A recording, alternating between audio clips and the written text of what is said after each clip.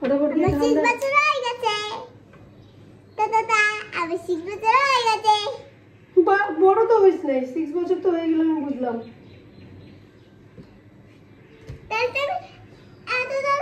এক্সামে কি আসছে এটা বল। এক্সামে আসছে কোন বড় নাম্বার তাহলে এরকম ওগুলো আসছে। হ্যাঁ আচ্ছা, তারপর আসছে স্পেলিং দাম পারলাম। 1 2 এর স্পেলিং হ্যাঁ দেন পারছো। হ্যাঁ পারছি। আচ্ছা ঠিক আছে। আর টেবিল পারছি। তুই কি বলছিস? 3 দেন নাই। 3টা এত ভালো করে করালাম, 3 দেন নাই, 2 এর দিছে। তো 2টা কেমন করে করলি? পারলাম, বাবা শিখিয়ে দিল। বাবা তো শিখে দিল, তুই তো পারিসই নাই লিখতে। বাবা তো খালি লিখতে দিল। কয়টা ভুল হয়েছে? কয়টা তো ভুল হয়েছেই। Hello everyone, good morning. এখন বাজে সকাল 10:30। মেয়ে স্কুল থেকে চলে এসেছে, ওদের এক্সাম চলছে বলে তাড়াতাড়ি ছুটি হয়ে যায়। তো 10টার দিকেও ছুটি হয়, ওকে বাড়ি আসতে আসতে 10:30 বেজেই যায়। তো এখানে দেখো আমি বানাবো আজকে ইলিশ মাছের ভাপা। তো আমি ভাপা কীভাবে বানাই, ভীষণ ইজি একটা পদ্ধতি, তোমাদের সাথে আজকে এই রেসিপিটা শেয়ার করবো। এখানে দেখো সরষা, সাদা কালা সরষা, জিরা, একটুখানি জিরা, কাঁচা লঙ্কা আর পেঁয়াজ। তো এই কটা জিনিসকে আমি পেস্ট করে নিব ভালো করে। আর এগুলোকে আমি ভিজিয়ে রেখেছি। ভিজিয়ে রাখলে না পেস্টটা খুবই স্মুথ হয়। কমসে কম আধা ঘন্টা 1 ঘন্টা ভিজিয়ে রাখলে দারুণ একটা পেস্ট রেডি হয়ে যায়। আর দেখো ইলিশ সর্ষে করতে গেলে না আমি হলুদটা একদম কম ইউজ করি। তো আর এখানে আমি কি করব, একটা মানে ভাপা করার একটা আমার কাছে টেকনিক আছে, নিনজা টেকনিক। দেখো ভাপা মানে সিদ্ধ, তো সিদ্ধ টাইপেরই করা।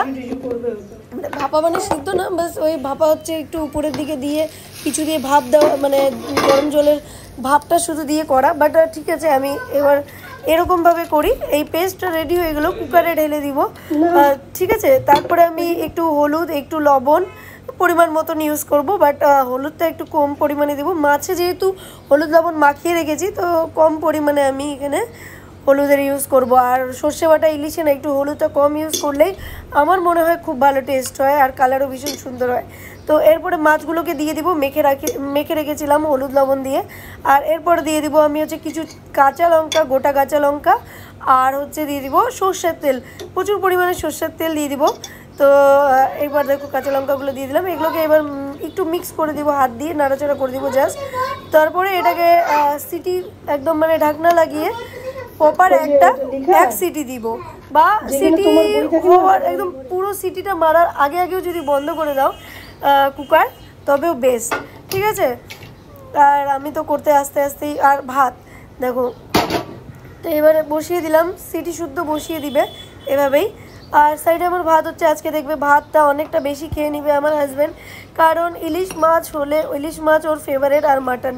তো ইলিশ মাছ হলে আর কিছু লাগে না, মানে মাটনের চেয়েও বেশি ফেভারিট। আর এই সাইডে রান্না করতে করতে দেখো আমি বানাচ্ছি এখানে কেক।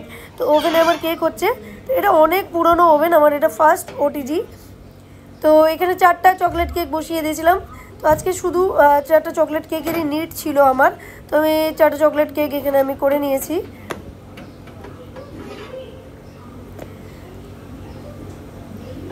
আমি রান্না করতে করতেই কেকগুলোকে বানিয়ে ফেলি, তো আমার এক সাইডের কাজ হয়ে যায়। আর দোকানে গিয়ে বাস আইসিং করে দিই, হয়ে গেল। তো আমার এইভাবে ঘর আর বাহির দুটোকে সামলানো হয়ে যায়। তো এখানে আমার রাইসটাও অলমোস্ট ডান হয়ে গেছে। এবার এটাকে ভাতের মাঠটাকে গেলে নিব।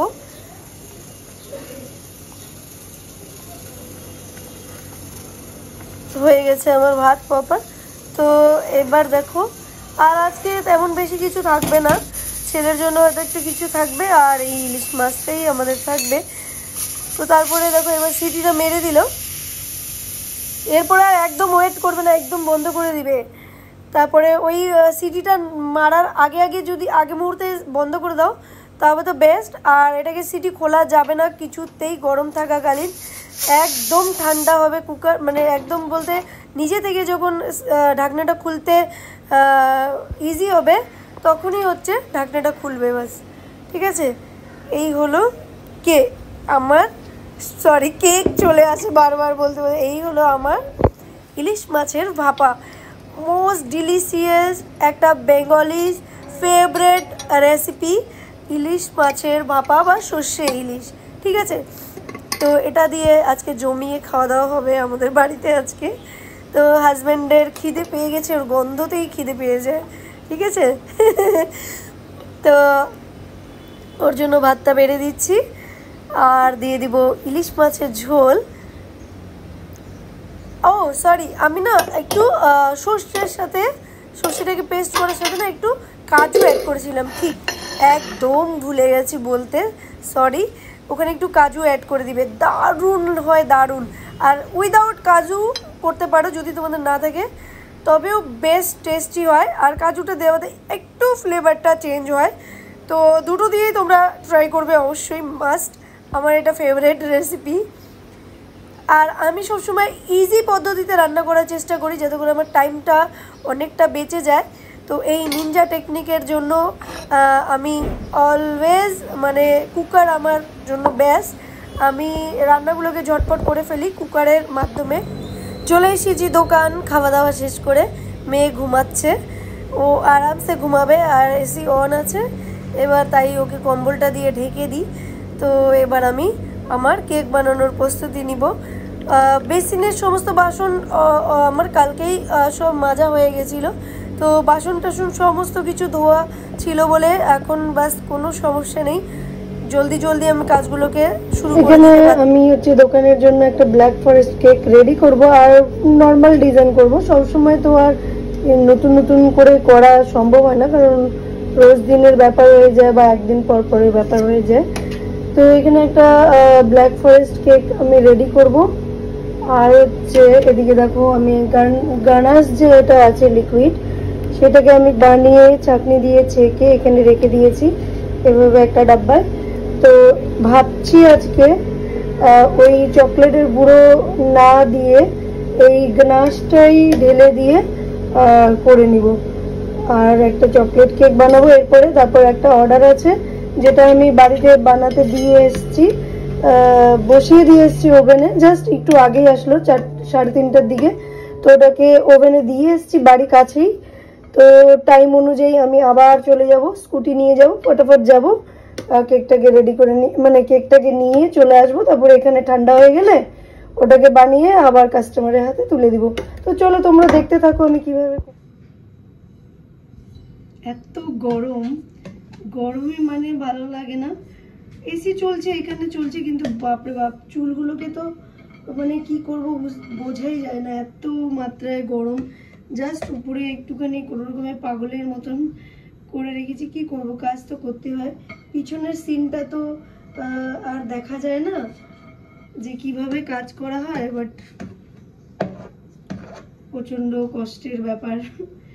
কিন্তু এসি চালানোর পর থাকে না, কিন্তু কাজটা আমার শেষ হয়ে গেলে আমি এসিটা অফ করে দেওয়ার চেষ্টা করি। আমি বেশিক্ষণ এসিটাকে চালানো হয় না, প্রচণ্ড বাজেটের ব্যাপার হয়ে যায়, প্রচুর বিল উঠে, প্রচুর, মানে এত বিল উঠে যত আমার আর্নিং নেই।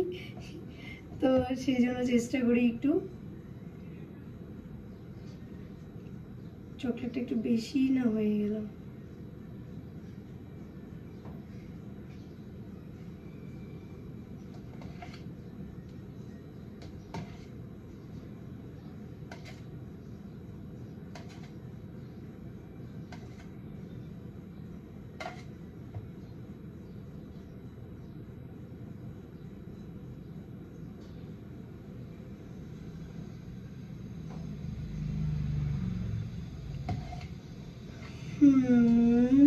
রেডি।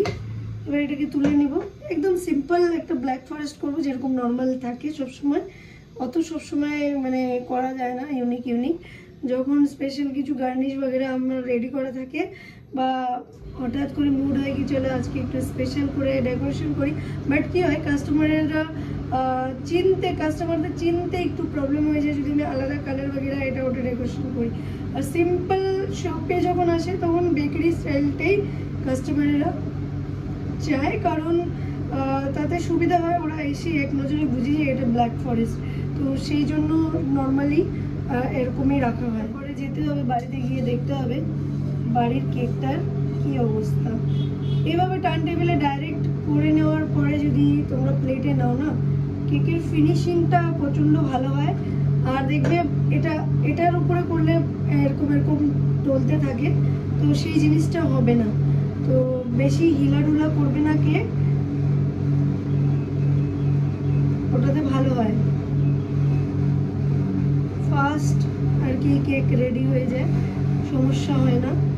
আর প্লেটে রেখে করলে আমি যেমন প্রথমে করতাম স্টার্টিংয়ে সবাই, আর একটা কেক করলে সবাই এরকমই করেই করে, কারণ এইভাবে করে একটা একটা করে করা আর সাফ করা এ করা বহুত চাপ হয়ে যায়। তো একবারে প্লেটে করে নিলেই বরং তখন সুবিধা হয়। কিন্তু যখন তুমি একসাথে অনেক কোয়ান্টিটিতে কেক বানাবে, তো আমার মনে হয় আমার এক্সপিরিয়েন্স থেকে আমি যা শিখেছি বুঝেছি, turn table is the best. কারণ টার্ন টেবিলে একবারে ডাইরেক্ট রেখে যদি করো, ফিনিশিং লেভেলটা অনেক ইমপ্রুভ হয় আর কাজ তোমার অনেক তাড়াতাড়ি হবে, বারবার সমস্যা হবে না ধরে ধরে ধরে ধরে করা। তো এটা একটা ভালো হয়। তো এবার আমি উপরটা হোয়াইট ক্রিম দিয়ে নজল ওয়ার্ক করে দিব, আর হচ্ছে চেরি বসিয়ে দিব টপে, বাস হয়ে গেল। তো আমার প্রথমে সমস্যা ছিল, স্টোরেজের প্রবলেম হচ্ছিল প্রচুর, কিন্তু অনেক টাকা খরচ করে আমি কিন্তু স্টোরেজ নিয়ে আমি তোমাদের জন্য ভিডিও বানাচ্ছি। আমি চাই না তোমরা কোনো কিছু মিস করো, অনেক কিছুই স্কিপ করতে হয় আমাকে আমার জীবন থেকে। আমার লাইফে অনেক কিছুই হয়, অনেক কিছুই হয়, একটা 24 ঘন্টায় নানা রকমের জিনিস হয়। তার মধ্যে এই কেকের যে পিছনের যে যত জিনিস যত কিছু করি আমি, সেগুলো আমি দেখাতেই পারি না। শর্টকাটে জাস্ট কেকের ডিজাইন দেখিয়ে দিলাম, একটু টুকটাক যা দেখিয়ে দিলাম। তো এবার এটা নিয়ে আমার একদম টেনশন নেই কি মেমোরি ফুল হয়ে যাবে, ভিডিও রেকর্ড করতে পারবো না। ইজিলি আমি তোমাদের সাথে জমিয়ে গল্প করব আর প্রচুর কিছু শেয়ার করব, আর প্রচুর টোটাল জিনিসগুলোকে আমি তোমাদের সাথে দেখাবো, তোমাদেরকে দেখাবো। আমার ভিডিও বানাতে খুব ভালো লাগে, আমার কেক বানাতে খুব ভালো লাগে, কিন্তু একটা সমস্যা কি জানো, যখন হচ্ছে কোনো রেসপন্স আসে না, তখন প্রচণ্ড সমস্যা হয়ে যায়। আমি একদিন তোমাদেরকে এই ইউটিউবের যে রহস্য, অনেকেই বলে যে এত টাকা অত টাকা, প্রচুর টাকা আর্ন করা যায় ইউটিউব থেকে, এই চক্করে না জানি সবাই ম্যাক্সিমাম লোক আজকাল একটা মোবাইল কিনে ভাবে অনেক কষ্ট করে একটা মোবাইল কিনে সেট হয়ে যায়, জাস্ট ভিডিও বানাবো আর ছাড়বো, আমি মালামাল। কিন্তু এই জিনিসটা সবার ক্ষেত্রে হয় না। যার কপাল ভালো থাকে তার লটারি লেগে যায়, 2 বছর 1 বছর মেহনত করলেই হয়ে যায়। বাট আমি কি বলবো তোমাদের, আমি জানি না, আমি গত 6 বছর থেকে কন্টিনিউ ভিডিও ছেড়ে যাচ্ছি ইউটিউবে, বাট একটা ভিডিও ভাইরাল হয় যাতে করে আমার সাবস্ক্রাইবার আর ওয়াচ টাইম সমস্ত কিছু ক্যারি হয়ে যায়, আমার তোমার কি বলে মনিটাইজ হয়ে যায় চ্যানেল, হিন্দি চ্যানেল যেটা মেন, সেটা সব কিছু হয়ে যায়। বাট তারপরে ধীরে ধীরে সব ডাউন চলে যায়, ভিউজ ডাউন, সব ডাউন। আর পেমেন্টের তো নামগন্ধ নেই, একবারই একটা পেমেন্ট আসছে, আর কোনো আসেনি। তো অনেক কিছু থাকে বাবা, কি বলবো, অতটা সোজা না সমস্ত কিছু। চলো কেকের ডিজাইন হয়ে গেছে, ঠিক আছে। আর এই যে নজলটা আমি ইউজ করি, এটা খুব সুন্দর একটা নজল, আমার খুব ভালো লাগে। আগে একটা কিনেছিলাম, হারিয়ে গেছে, এই যে এরকম, এরকম আগে একটা কিনেছিলাম, হারিয়ে গেছে, এরপরে আবার আরেকটা। চলো এবার চেরিগুলো লাগিয়ে দিই। চেরি তো না, করমচা নর্মাল যেটা আর কি পাওয়া যায় মার্কেটে, সবসময় অ্যাভেলেবেল থাকে। ওই ডান্টাওয়ালা চেরি যেটা থাকে ওটা সবসময় অ্যাভেলেবেল থাকে না, আর এটা একটু কস্টলি হয়ে যায়। তো অবভিয়াসলি যখন আমি কেকে একটা মেগা প্রোডাক্ট ইউজ করবো, তো কেকের কস্টও তো বেড়ে যাবে, যেটার কোনো আমার মনে হয় দেখতে সৌন্দর্য, আর যারা পয়সা খরচ করতে রাজি তাদের জন্য ঠিক আছে।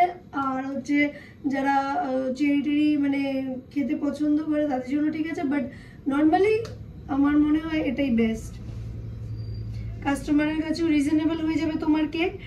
আর ওরা সবার মাথাতে তো থাকে না কোনটা অরিজিনাল আর কোনটা ফেক, আর কি এটাও ফ্রুট ওটাও ফ্রুট, তো বেশি কিছু ডিফারেন্স থাকে না। দুটো কেক আমি আজকে তোমাদের সাথে শেয়ার করব, কাজ করছি যা আর কি শপের জন্য, সেটা দেখাবো আর কি, শেয়ার করে দিব যে কি করলাম। তো এখন একটা আমি চকলেট কেক বানাবো, এরপরে যেটা কেকের অর্ডার আছে যেটা আমি বানাবো একটা গার্লস থিমে।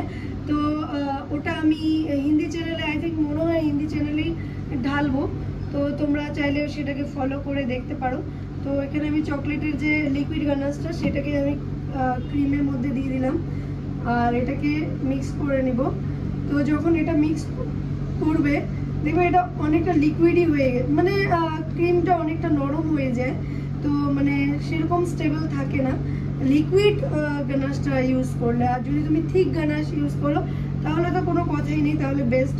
বাট এইভাবে বারবার করে করা আমার পক্ষে সম্ভব হয় না, সেই জন্য আমি একেবারেই করি। বাট আজকে তো ঠিকই আছে কনসিস্টেন্সি, মানে আজকে স্টেবলই আছে আমার ক্রিম যেহেতু, তো আমি এখানে হচ্ছে এইভাবে ইউজ করে দিতে পারবো কেকের উপরে।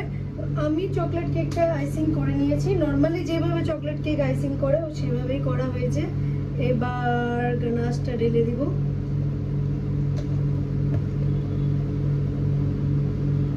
আমার এই প্রবলেম যে কেন যায় না, এত ভিডিও রেকর্ড করে ফেলেছি কি 200 জিবিও আমার ফুল হয়ে গেল। হে ভগবান, একটা কেক আমি বাড়িতে যেটা অর্ডারে ছিল বললাম একটু আগেই, বাড়িতে ওভেনে বসিয়ে দিয়ে আমি এসেছিলাম, বাট গিয়ে দেখি ওটা টাইমারটা যতটা ছিল ওটা সেট হওয়ার পর আমার লেট হয়ে গেছে যেতে, ওটা অফ হয়ে গেছে আর আমার কেক খারাপ হয়ে গেছে।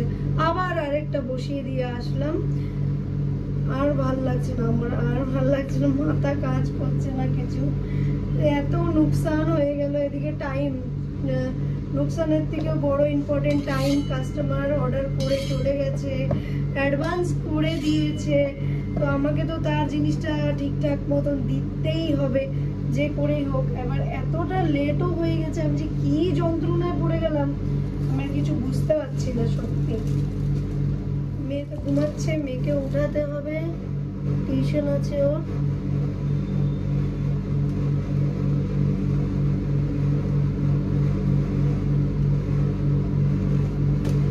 এরপরে আমি একটুখানি